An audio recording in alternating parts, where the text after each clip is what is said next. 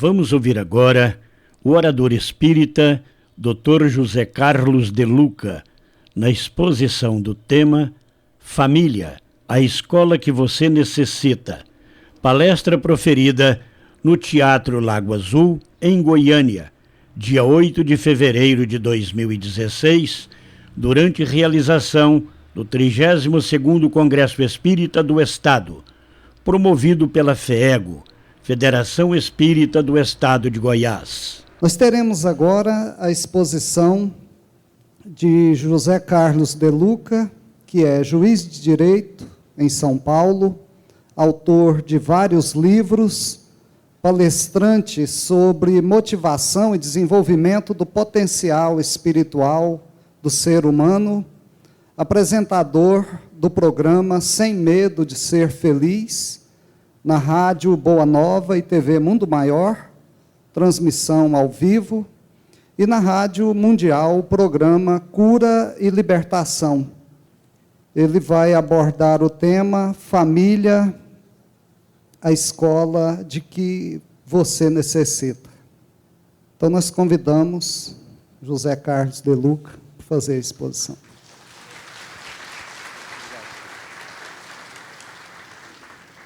Muito bom dia, paz e alegria em nossos corações, um prazer estarmos mais uma vez aqui reunidos no nosso encontro.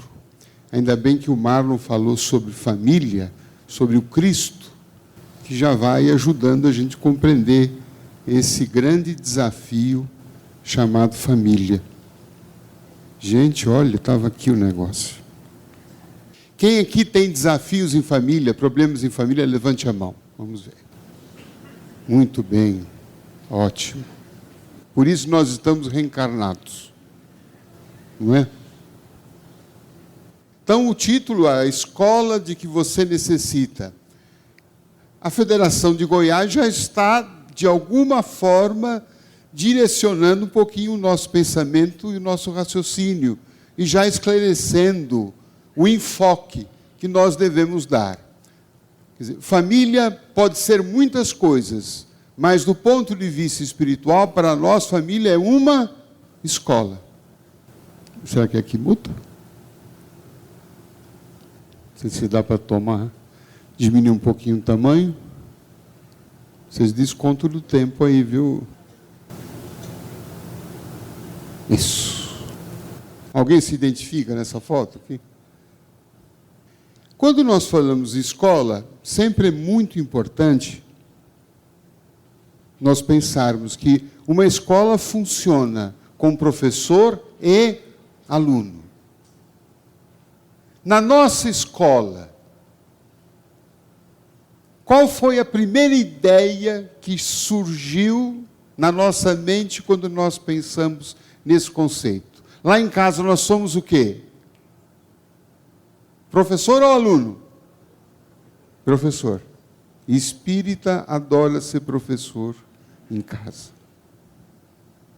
Ele é o espírito evoluído dentro de casa, que veio com a missão de salvar os demais espíritos umbralinos. Né? Então, nós somos o mentor lá em casa. Trazemos o nome da pessoa para o centro dos familiares. Eu vim para salvá-los. Mas não vamos esquecer que talvez o nosso nome também esteja em alguma igreja, numa lista de descarrego, ou em outro centro espírita. Não é verdade? A escola família funciona quando nós assumimos simultaneamente esses papéis. Haverá momentos em que nós estejamos na condição de passar algum valor, sobretudo pelo exemplo, mas é importante que nós, nessa escola, também nos coloquemos na condição de alunos, na condição de aprendizes. Porque senão a nossa relação em casa será professoral. A nossa relação muitas vezes será de cima para baixo. nós tenderemos, sobretudo, se temos uma postura, uma tarefa na casa espírita, se fazemos palestra, se, enfim, somos estudiosos, de transportar para o centro, fazermos uma sessão doutrinária, muitas vezes, nas relações familiares. E aí, então, perdemos aquela condição de humildade que precisamos ter para que toda e qualquer relação seja franca, aberta, sincera, onde cada um se posiciona com os seus valores. Claro, temos valores, sim, mas também se posiciona na condição de um aprendiz, que tem muito a aprender, muitas vezes, com o filho mais novo. Quantas lições nós tomamos dos nossos filhos? Quem aqui já não passou por essa experiência? Meu filho, muitas vezes, quando tinha 4, 5 anos, já me dava lições no trânsito. Andava comigo no carro, eu dirigindo e ele atrás. Papai, o senhor não respeita, o senhor não gosta de farol, né, pai? O senhor não dá seta. O senhor pode causar um acidente. Então vejamos, quantas vezes eu precisei me colocar naquela posição de aluno. Vamos ver, muda por aí ou por aqui? Por aqui? Tá. Já que a família é uma escola, nós precisamos nos perguntar, o que é que nós viemos aprender nessa escola? Qual é a matéria principal? Qual é a disciplina? Qual é o currículo dessa escola? O que é que nós precisamos aprender? Vamos nos socorrer de 2 questões de O Livro dos Espíritos, que vão nos dar diretrizes muito certeiras a esse respeito. Próximo, por favor. Então, 2 questões. Primeiro, a questão 913. Allan Kardec pergunta aos espíritos: dentre os vícios, qual o que se pode considerar o mais radical, o mais grave? Essa é a pergunta. Alguém lembra a resposta? Qual é? Alguém falou aí. Egoísmo. Então, os espíritos disseram que o egoísmo é, segundo aqui a pergunta, o vício mais radical. Por que radical? Radical é aquele, vem do latim radices, raiz. É aquele que está na raiz de todos os demais vícios. E aí, então, nós vamos poder entender a questão 775 do Livro dos Espíritos, quando Allan Kardec pergunta: qual seria para a sociedade o resultado do relaxamento dos laços de família?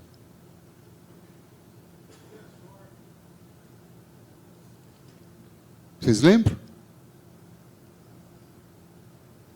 Kardec perguntava: olha, se os laços de família se afrouxarem, o que isso vai representar para a sociedade?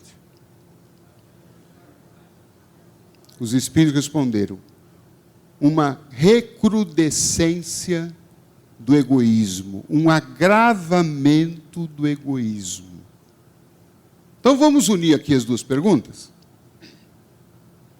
Quer dizer, o nosso grave problema, segundo os bons espíritos, é o egoísmo.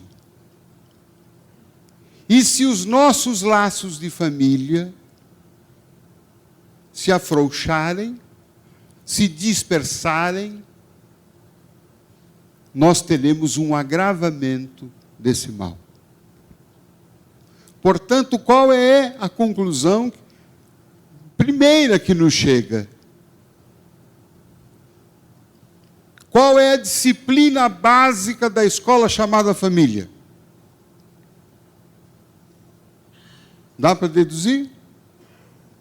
nós estamos vivendo em família, dentre outras coisas, para aprender a deixar de ser egoísta, desbastar o egoísmo. Por isso que viver em família é uma das principais metas que nós temos na nossa encarnação.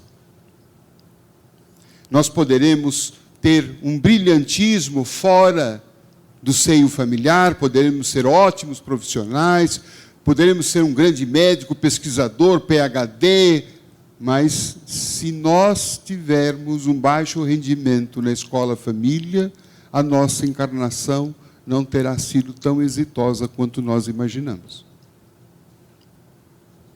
E dá para compreender na prática por que isso acontece. Porque viver em família, constantemente nós somos desafiados a pensar em quem? No outro. Veja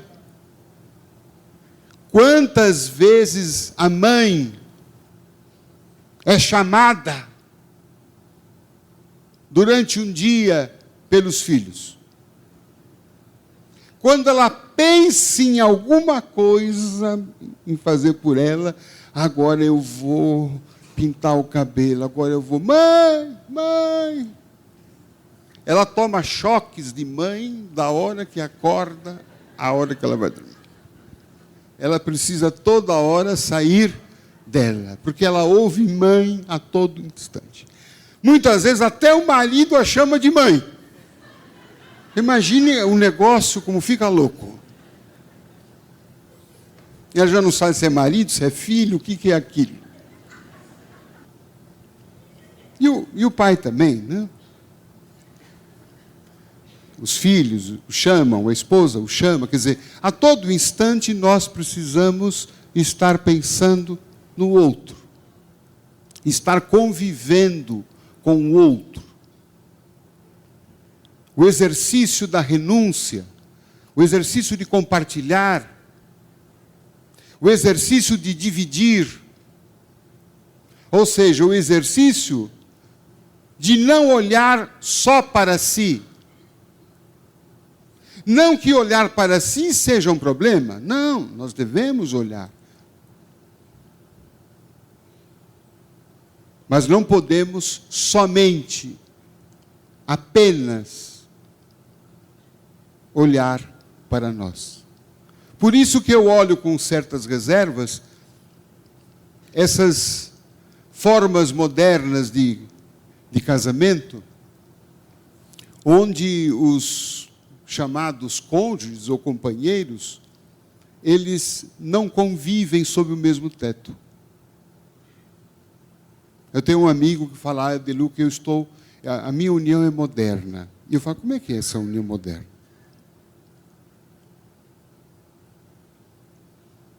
Ele falou, eu e minha mulher moramos em casas separadas.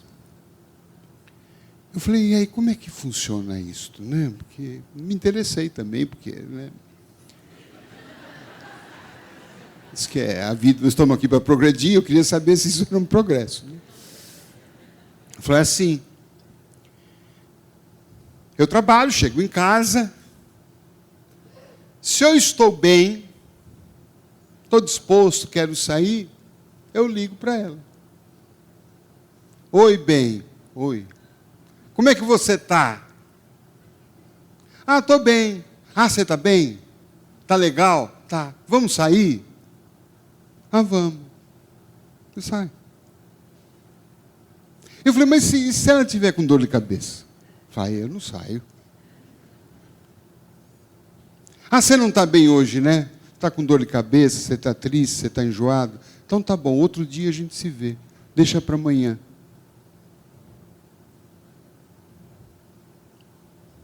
Quer dizer que de você só me interessa quando você está sem dor de cabeça. Quer dizer, o teu avesso, não quero. Não é? Pois é. É isso que nós estamos discutindo. É isso que nós estamos discutindo. Não seria essa forma um certo relaxamento, né, dos laços de família, da união?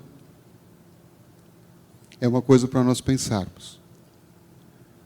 Próximo. Então, nós já vimos que a matéria básica da escola chamada família é o egoísmo. Veja que interessante, né? Nessa figura aqui.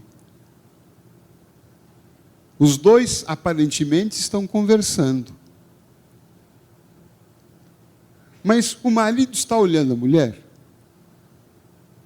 Dá para ver aí, não?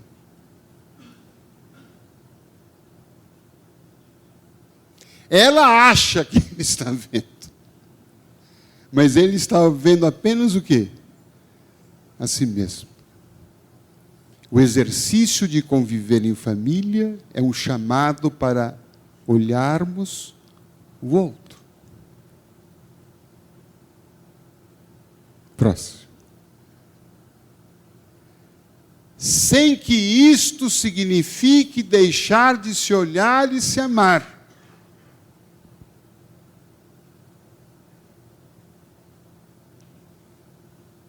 Casamento não é anulação do eu.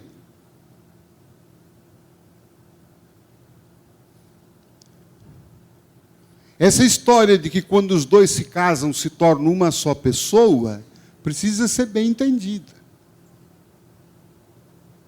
Ou seja, não há uma anulação da minha individualidade. Eu continuo sendo, eu continuo existindo, eu continuo tendo sonhos, eu tenho meu projeto de vida, que não se anula por conta de eu me unir a uma pessoa que tem um outro projeto.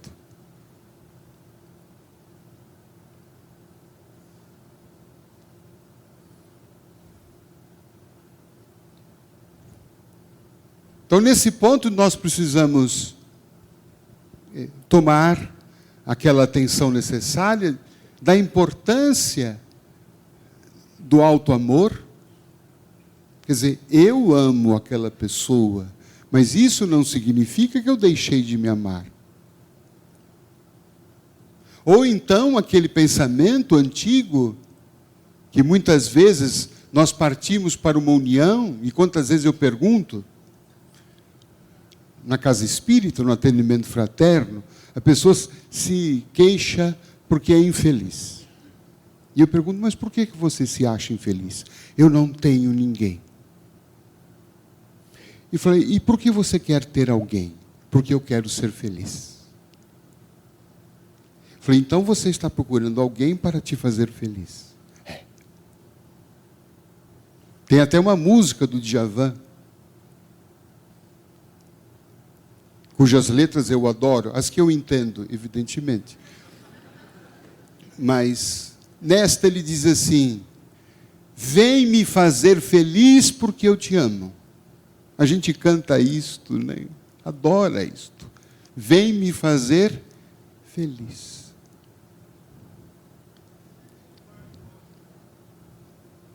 Será que na proposta de uma união sadia e feliz, o primeiro compromisso é eu estar casado comigo?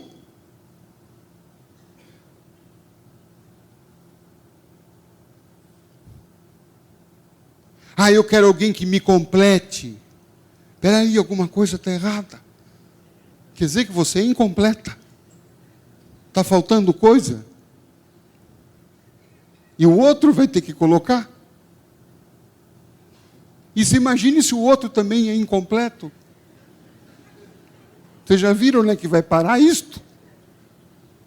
Quer dizer, duas pessoas incompletas, uma esperando que a outra a complete.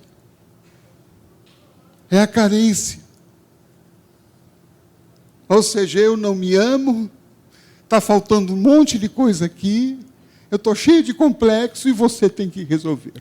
Porque, afinal de contas, vem me fazer feliz, porque eu te amo. Nós precisamos tomar cuidado com isso. Não acho que o caminho seja que o outro me complete. O caminho deve ser que o outro me transborde. Aí sim. Aí sim. Assim, a relação flui. Porque tem amor suficiente por si. Não gera dependência, carência, cobrança, expectativa. Vocês percebem quantas vezes isso tem nas relações familiares? Expectativa exagerada. Eu estou esperando que você me ame. Enquanto você não me, eu não te. Vou repetir. Parece que é dialeto, né? Enquanto você não me, eu não te. E os dois ficam na relação com o pezinho atrás, esperando que o outro dê o primeiro passo.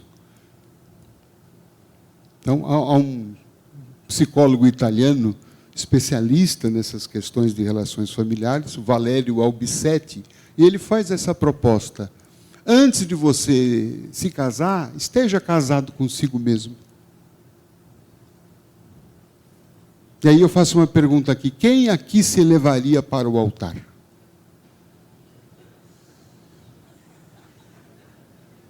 Levante a mão, vai. Nossa Senhora. Metade do auditório só.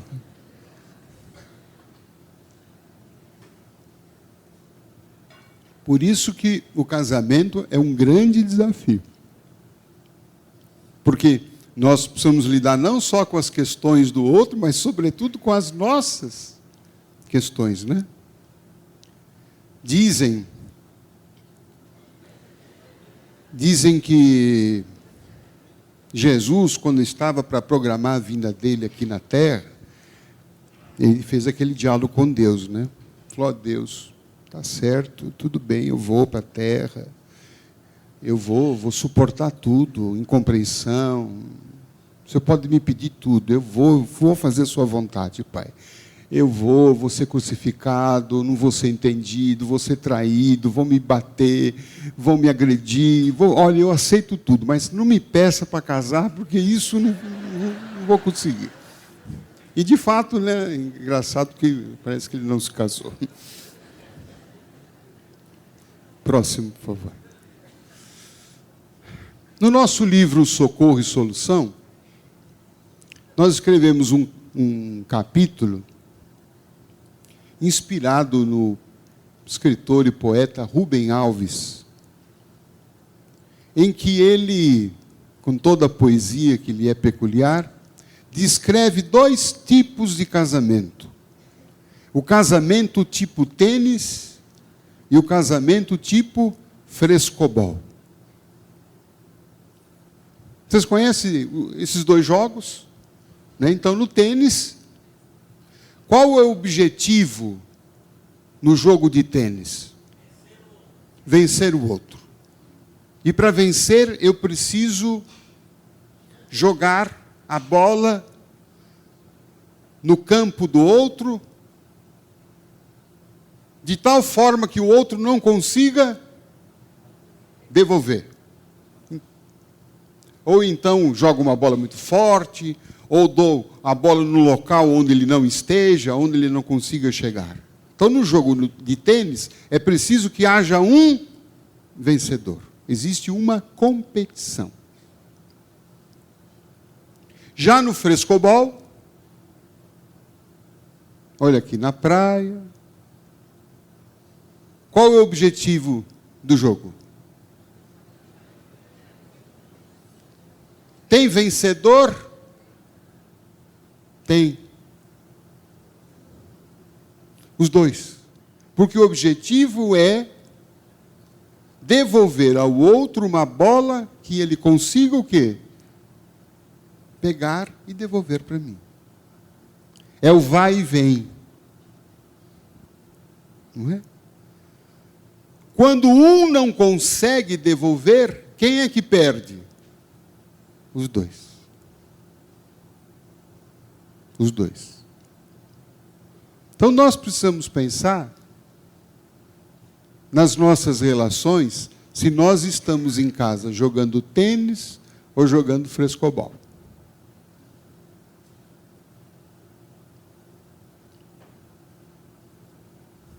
Característica marcante do tênis, qual é? Competição.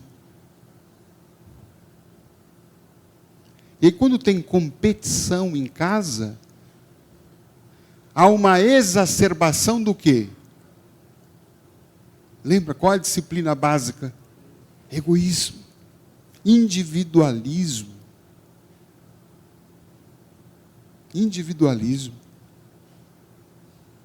Ou seja, eu preciso vencer a minha opinião. Antigamente, era mais fácil lidar com isto, porque antigamente prevalecia o quê?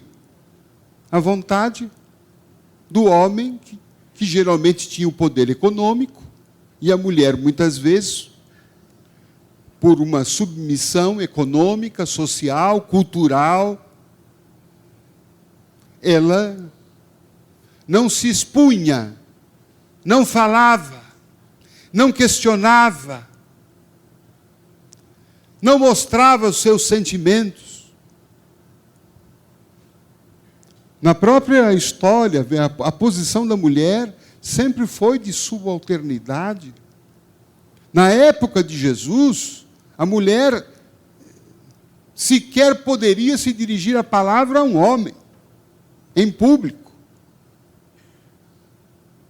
Aquele diálogo que Jesus teve com a mulher samaritana, aquilo foi libertador. Jesus foi o primeiro feminista da história.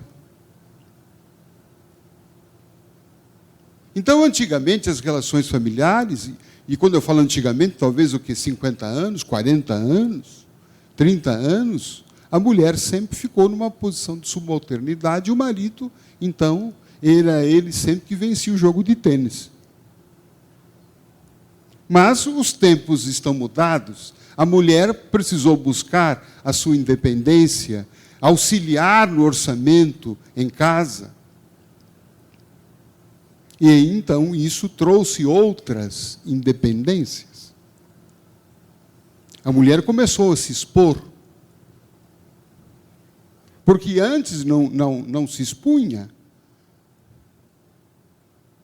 Antes ficava o quê? Calada. Então nós estamos num processo de grande transformação da dinâmica familiar. E tudo isto é absolutamente bom e necessário, porque estamos exercitando o quê? Estamos diminuindo o nosso egoísmo. Agora, para ir viajar, não era o homem que diz, vamos para tal local.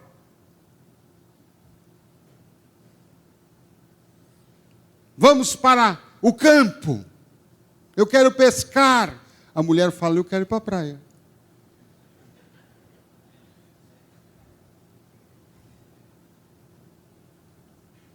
E o filho fala, eu não quero ir para nenhum lugar. Porque agora os filhos também entram nesse jogo. E o que é preciso então fazer?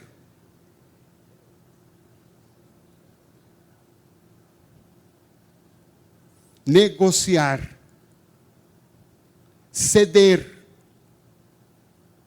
Veja, o que nós estamos fazendo? Desbastando egoísmo.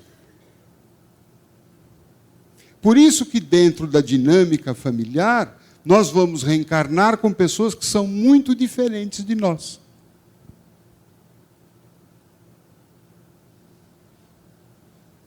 Para que haja o quê? Contraste. Graças a Deus nós precisamos de contraste, porque nós temos a ideia de que somos Deus. Que tudo em casa deve ser feito à minha imagem e semelhança.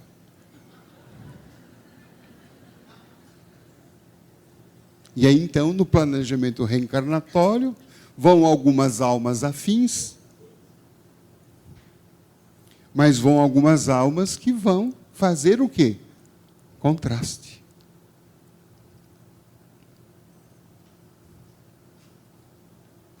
Para que a gente não apenas ceda,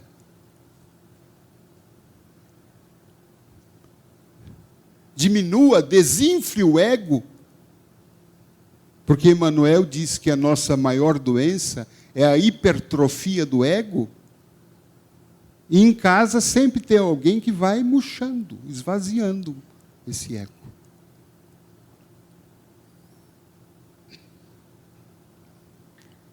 Por isso que o lar é um palco, muitas vezes, de tensão. Uma tensão quase que necessária, imprescindível. Por isso, não pensem, nós vamos abordar isso logo mais, não pensem num lar idealizado, num lar de propaganda, de margarina, onde todo mundo acorda de manhã, todo mundo feliz, 7 horas da manhã, todo mundo alegre, sorridente, cantando, dançando, se harmonizando, sorrindo um para o outro, falando. Eu não sei como uma pessoa consegue falar às 7 horas da manhã. Sorrir às 7 horas da manhã. Não dormiu à noite, provavelmente. Né?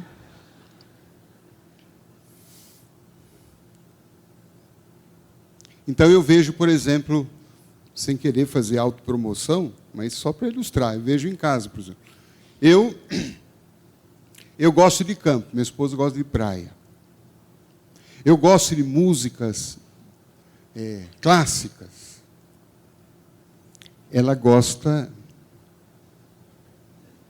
Está sendo passado transmitido essa palestra, alguma coisa? Não, né? Então tá bom.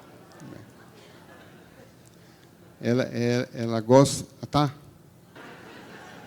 É uma pessoa muito boa.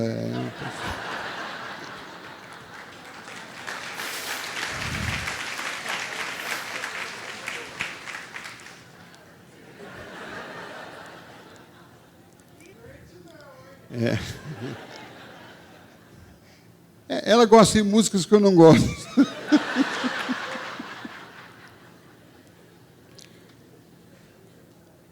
Então, às vezes, eu estou lá, na janela, olhando as estrelas, admirando, imaginando a transmigração das almas. Estou extasiado. E ela chega, queimou a lâmpada. Eu fico olhando assim, aquele choque. Então veja, como se nós tivermos essa abertura para o aprendizado, eu tenho uma tendência de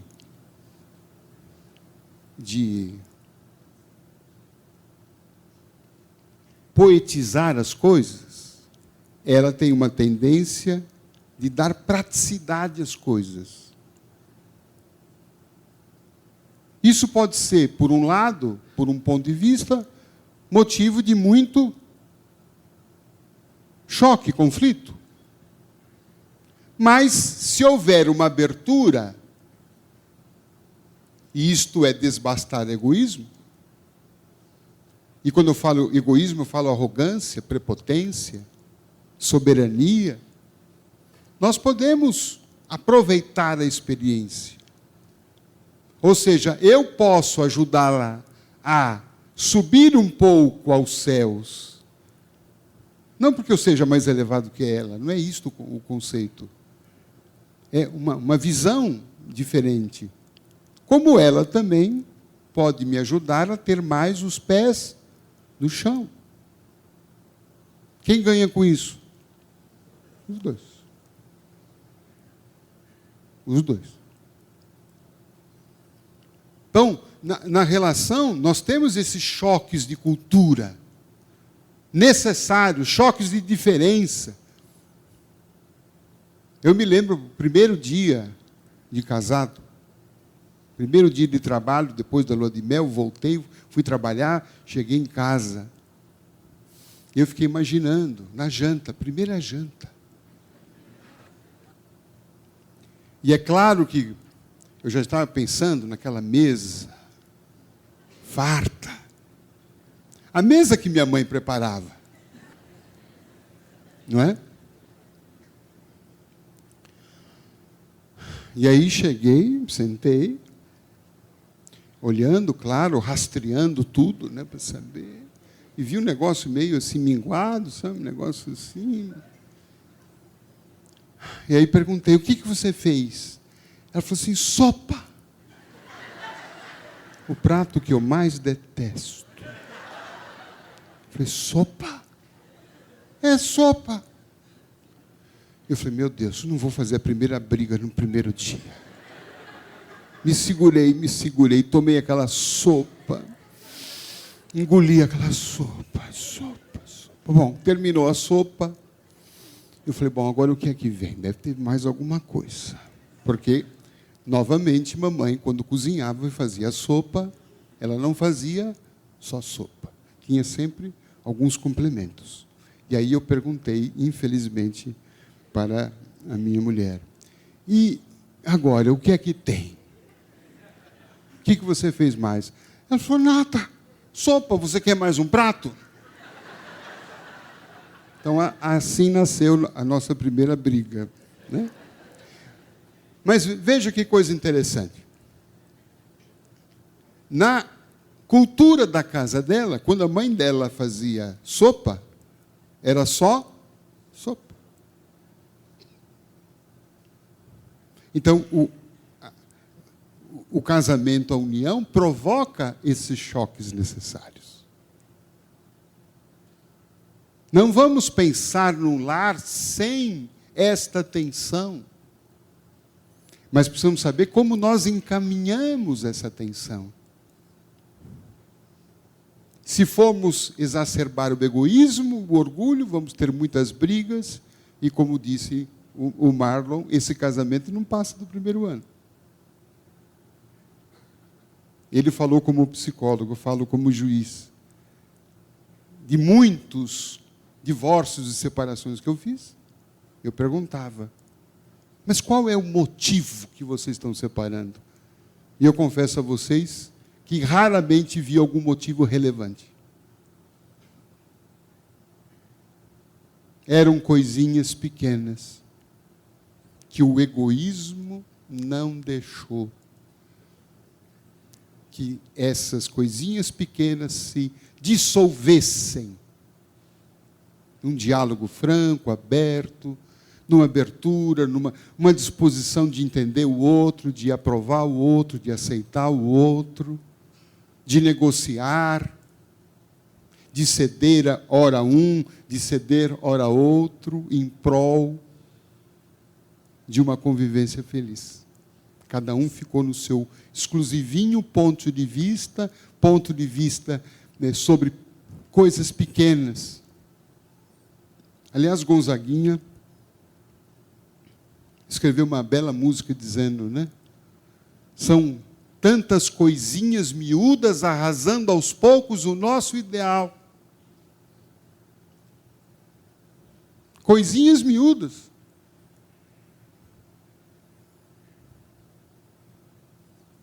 Vamos para o próximo. Vamos pensar que a relação familiar, ela é formada a partir de união de almas imperfeitas. E que um casamento perfeito é feito de duas pessoas imperfeitas que se recusam a desistir um do outro. Então isso é bom. Que a gente veja não apenas no outro as imperfeições. Isso a gente já é perito. Mas vamos também sair do pódio, sair do palco, e também vamos entender que nós também temos as nossas imperfeições, e que as imperfeições um do outro trabalham em si. Eu preciso, de alguma forma, da imperfeição do outro, do traço diferente do outro, para trabalhar a mim. E por isso nós precisamos ter essa perseverança e não desistir por qualquer coisa. Próximo. Aqui nós precisamos tomar cuidado, então, com aquelas idealizações. Quando nós vamos para o casamento, nós vamos muito com o ideal da pessoa perfeita. Então vamos lá, mulheres. Mulheres. A mulher, quando nasce, ela já começa a ouvir algumas coisas assim muito interessantes. Né? O que é que já falam que ela é? A mulher, você é a minha princesa. Já botam uma tiara nela, uns brincos, a princesinha do papai. E ela cresce achando que ela é princesa. E princesa precisa casar com um príncipe. Aí começam os dramas. Porque como é que é esse príncipe? Vamos ver, mulheres, só vocês me ajudam agora, só vocês falam agora. Como é o homem perfeito que vocês idealizam? Quais são os atributos que ele precisa ter? Só fala o atributo, vamos lá. Companheiro, honesto, protetor, gentil, romântico, fiel, bonito. Vamos, vai, solta aí, vai. Tem dinheiro, cartão de crédito.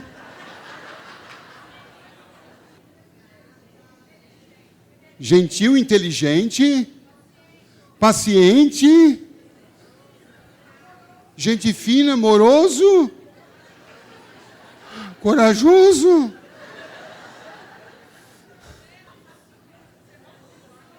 Tem mais coisa ainda? O mentor, ele precisa ser mentor.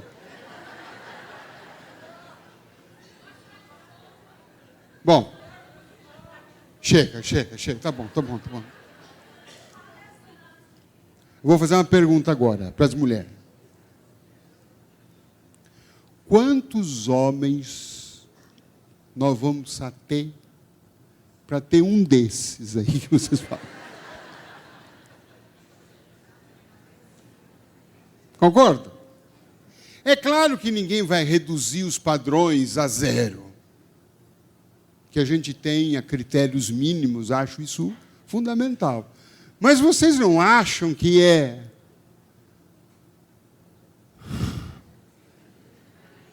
muita coisa? O homem também tem as suas idealizações. Não é? Porque, no caso, o que ele pensa, o homem? O homem, ele quer aquela mulher linda, escultural, bonita, inteligente, que cozinha igual a mãe dele, né? Que não fale, de preferência. Né?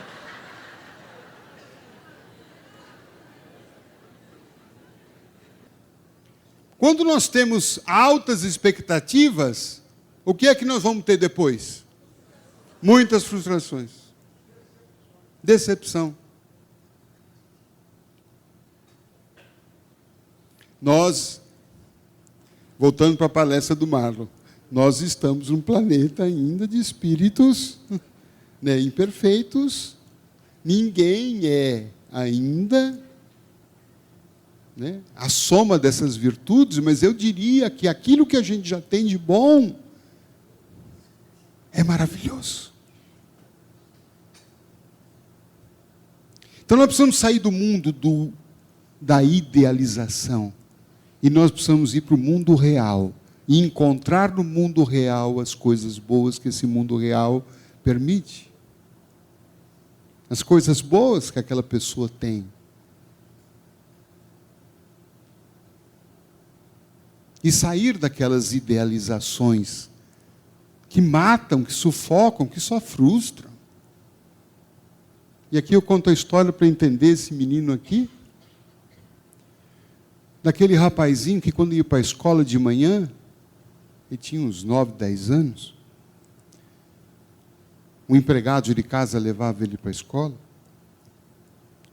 e eles passavam em frente a uma padaria, e ele escutava lá dentro da padaria as pessoas pedindo um pingado. Dá um pingado. Um pingado. E ele ficava lá fora imaginando, o que será esse tal de pingado? E na imaginação dele, deve ser uma coisa maravilhosa, deve ser um sorvete enorme, com cereja, calda de caramelo, calda de chocolate, pingando, porque alguma coisa precisava pingar nesse pingado, né? E ele ficava morto de vontade de entrar lá e tomar esse pingado. Mas ele não podia, porque o dono, o empregado que o levava para a escola, não deixava ele entrar. Mas um dia, o empregado faltou. Ele teve que ir sozinho. E ele foi. Entrou, ele falou, hoje, é hoje, que eu vou comer esse pingado. E ele entrou, então, sentou no balcão, suspirou. As bichas estavam tudo alvoroçadas aqui dentro dele. E ele falou para o balconista, me dá um pingado. E aí vem o balconista e traz para ele o quê? Copo de café com leite. Ele falou, não, pingado, sorvete, 3 bolas, calda de caramelo, chantilly, cereja, pingando. Não. Pingado, o senhor pediu? É, isso aqui. Isso aqui é um pingado? É. Falei, mas isso aqui eu tenho lá em casa. É. Então, gente, nós precisamos tomar cuidado com os nossos pingados. Aquele homem lindo, maravilhoso, cheiroso, perfumado, que você acha que é romântico, tem dinheiro, inteligente, cartão de crédito, que você imagina tudo. É um pingado.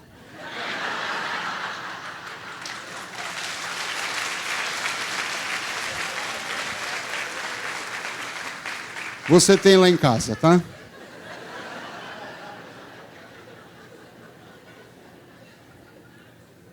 Isso vale também para os homens. Próximo.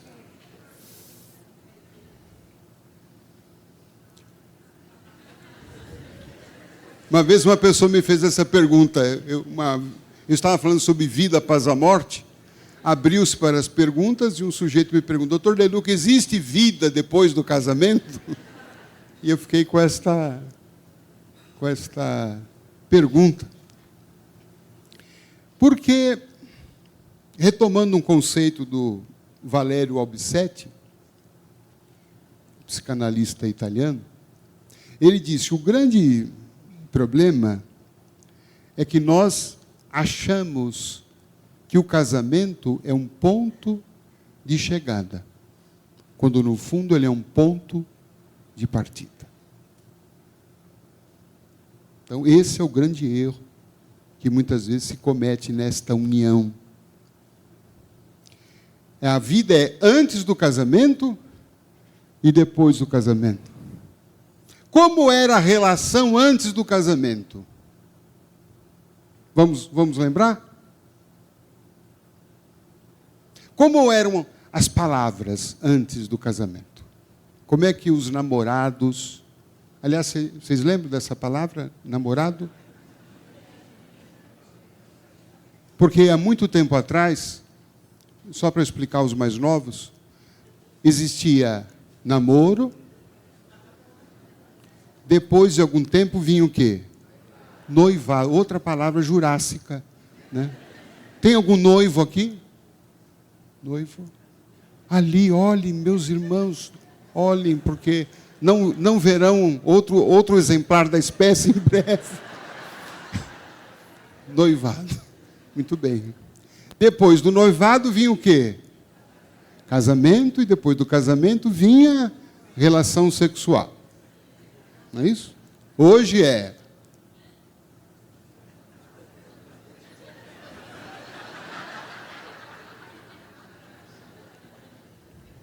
Então, nessa fase do namoro, do noivado, ou na fase, uma outra palavra, flerte.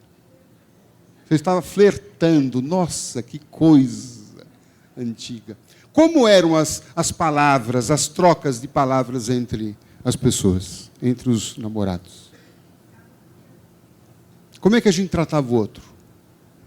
Como é que chamava o outro? Meu bem, vamos lá, vai. Minha querida, olha que linda, fala outra vez, linda. Amorzinho. Meu chuchu, não tinha? Muito embora eu nunca sei se chuchu era um elogio ou não, porque chuchu é uma coisa meio sem graça, né? Minha flor, meu anjo, olha que coisa gostosa. Não era? Não era bom? Depois do casamento, as palavras muitas vezes mudaram, né? Mudaram.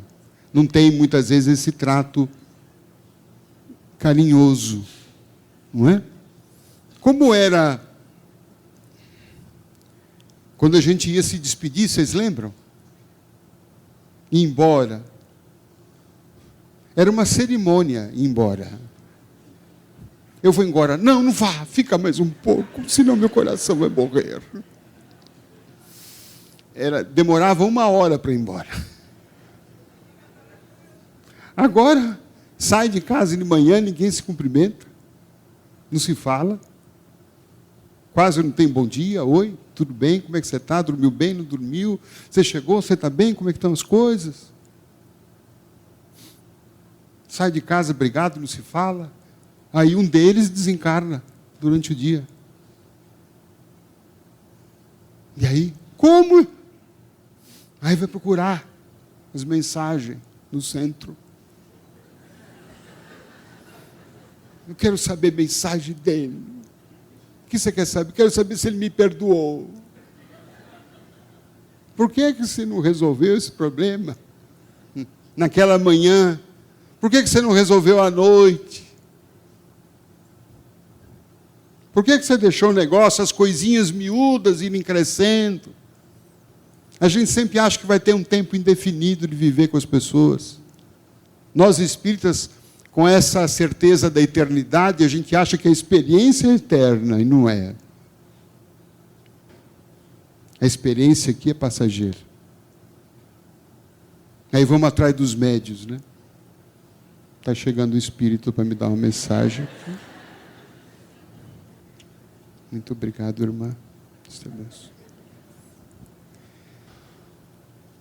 Uma vez na casa espírita, uma moça chegou e perguntou, Deluca, puxa vida, eu queria receber tanto uma mensagem do meu pai. Eu preciso disto. Eu não tenho essa tarefa, não tenho essa mediunidade de cartas psicografadas. Às vezes, visualizo, em algumas ocasiões, algum espírito amigo. E naquela tarde, eu consegui visualizar o pai dela, atrás dela. E ela perguntava, será que meu pai poderia falar alguma coisa? Eu vi o pai atrás, o pai assim. E o pai mentalmente me explicou. Eu fui um alcoólatra. Dei muito trabalho para minha família. Por conta do alcoolismo, eles me expulsaram de casa. E eu vivi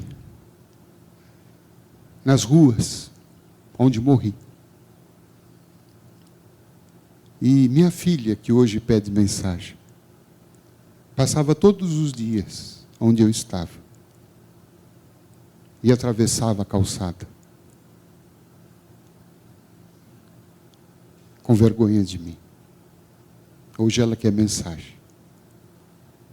Mas hoje sou eu que não quero falar. É claro que eu não contei isso a ela. Só disse: papai, no momento, não está em condições de responder. Vamos dar tempo ao tempo. Mas ficou para mim essa lição. De a gente aproveitar o tempo com a boa palavra. De a gente não desperdiçar, porque essa experiência é finita. É passageira. E nós precisamos tirar dela os melhores momentos. Isto é trabalhar o nosso egoísmo. Eu não falo com ele enquanto ele não vier pedir desculpas para mim. Ai, vamos acabar com essa criancice. Como aquele casal que estava brigado, já não se falava 2 semanas. E o marido resolveu tomar uma iniciativa. Meia iniciativa. Escreveu um bilhetinho para a esposa. Meu bem, por favor, me acorde amanhã às 8 horas. Eu falei: acho que agora.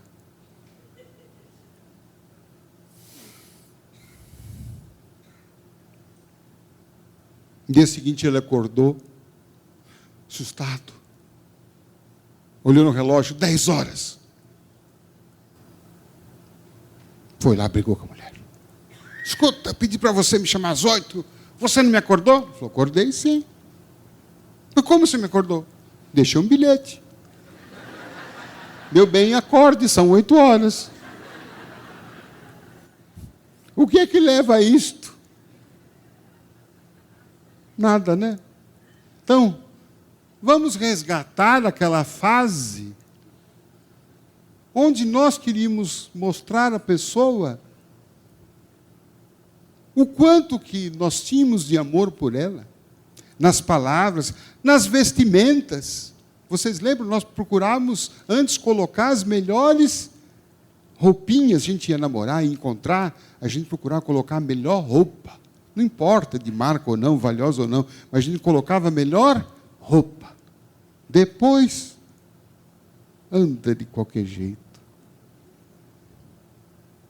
Aquele pijama, já há 50 anos, aquele pijama. Vai dormir com camiseta de partido político. Não dá, né, gente? Não dá, né? Próximo. O amor é conquista de todos os dias. E aqui esse casal me remete a uma história muito bonita. Um casal da roça. E eles estavam completando 40 anos de casados. Mas estavam numa dificuldade financeira que eles não tinham dinheiro para comprar um presente um para o outro. Mas havia muito amor entre eles. E nenhum deles queria deixar essa data em vão. A mulher pensou: o que é que eu vou fazer? O marido gostava de fumar o seu cachimbo, mas não tinha nem fumo para colocar no cachimbo. E ela não tinha dinheiro para comprar. O que é que ela foi fazer? Foi para a cidade e resolveu vender, cortar o cabelo e vender o seu cabelo. Com um pouquinho de dinheiro que ela conseguiu, ela comprou um fumo para o marido cachimbar. Chegou no final do dia em casa, quando o marido olhou e viu ela quase careca, falou: meu bem, o que você fez? Falei assim: ah, meu bem, você sabe, né, que hoje é aniversário do nosso casamento.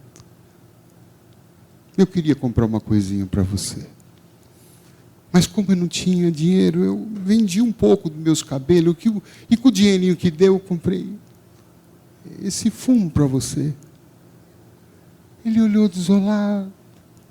Ele estava com um pacotinho assim. Eu falei: pois é, meu bem, eu também comprei uma lembrancinha para você, eu também não tinha dinheiro. E eu vendi o cachimbo e comprei um pente para você.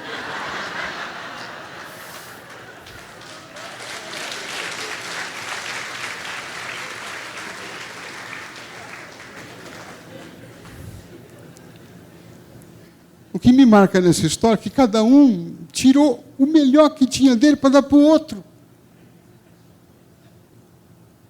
Para a gente pensar. Próxima. Eu vou encerrar com esta história lembrando de minha mãe. Ela ficou muito doente. Estava internada. E eu pressentia que a morte estava chegando. Então eu me aproximei, cheguei perto do ouvido dela. Falei, mãe, a senhora quer confessar alguma coisa? Quer me dizer alguma coisa? A senhora quer pedir alguma coisa para mim? E ela, com muita dificuldade,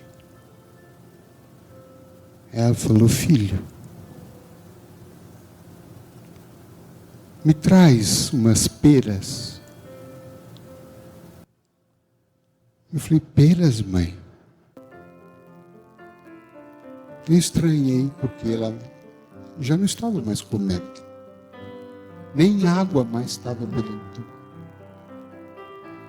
Falei, a senhora não está delirando? Peras? Sim. Me traga peras bem macias. Eu não entendi o pedido, mas pedido de mãe a gente não recusa. Eu saí então pelas ruas de São Paulo, atrás daquelas peras macias, doces. E voltei, ainda à noite, ao hospital. Entrei no quarto, a situação dela piorara. E eu falei, mãe, está aqui a pera. A senhora quer que eu descasque? Ele falou, não, chame seu pai.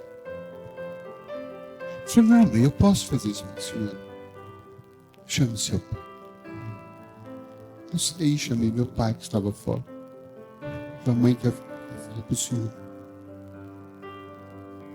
Aí, quando ele se abeirou da cama, eu fiquei do outro lado, juntinho. Eu falei, a senhora quer que o pai descasque as peras? Ele falou, não. Descasque e dê para ele. Ele está com problema nos dentes. Ele não consegue comer direito. E as peras macias, ele gosta. E aí eu e meu pai, os dois chorando do lado do leite de terra. Esse foi o último pedido. E no dia seguinte, logo pela manhã, Dona Manuela partiu. E deixou para mim essa lição das peras. Até o último momento da vida dela. Ela esqueceu dela. Não pensou na dor dela, não pensou no câncer dela. Não pensou na sede que ela tinha, na fome que ela tinha. Se esqueceu por conta.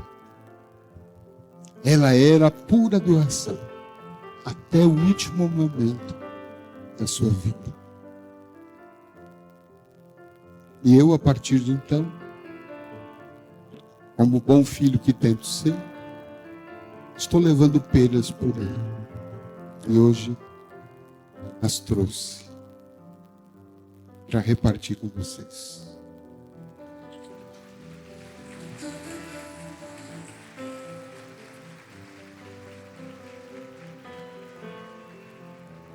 Vamos ficar de pé?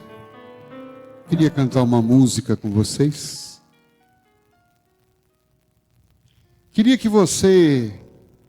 O amor é uma proposta. Talvez a gente não possa dizer ainda para todas as pessoas que a gente já as ama. Mas a gente já pode dizer que eu sei que um dia eu vou te amar. Diga para a pessoa do lado: eu sei que eu vou te amar. Vamos? Mande um pensamento para o pessoal lá de casa. Pense no pessoal lá em casa. Pense no pessoal que já está no mundo espiritual. E diga: eu sei que eu vou te amar. Estou chegando lá. Pode aumentar o som. Mais alto. Cada tua de apagar, que essa tua me causou. Eu sei que vou sofrer a eterna desventura de viver à espera de viver. Pode se abraçar, vamos. Por toda a minha... Vamos imaginar que nós já estamos lá no mundo espiritual.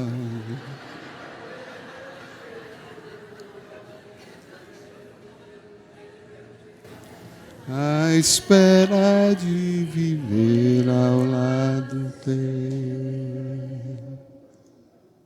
por toda a minha vida.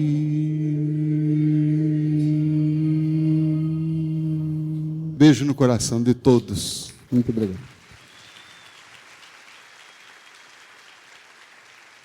Acabamos de ouvir o orador espírita, Dr. José Carlos de Luca, na exposição do tema Família, a escola que você necessita.